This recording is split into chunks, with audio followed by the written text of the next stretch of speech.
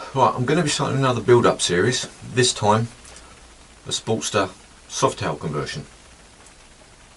Take a standard Sportster, this one's a 1999 1200, and swapping it all over into a custom developments Softail frame.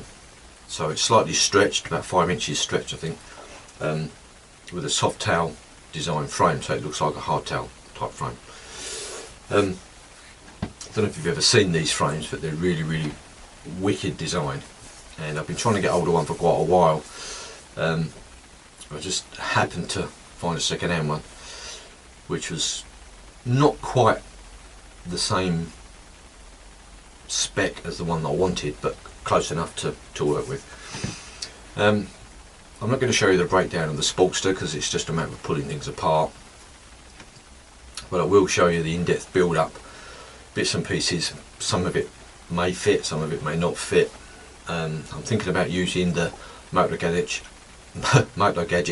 M unit, which is a computer controller like I used on the Buildup, the Yamaha Buildup.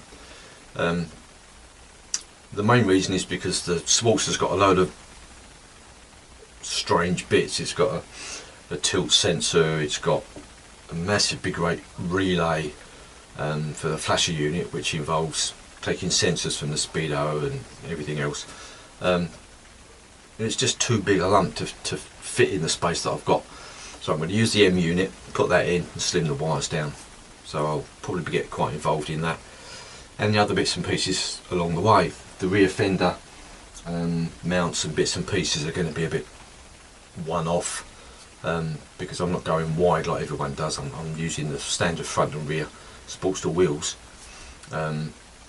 This one I need to make the rear frame slightly narrower over the top to take the standard fender.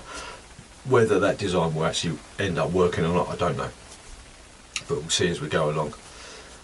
So I'll just show you a few pics of the strip down and the basic frame as I got it, and we'll go from there.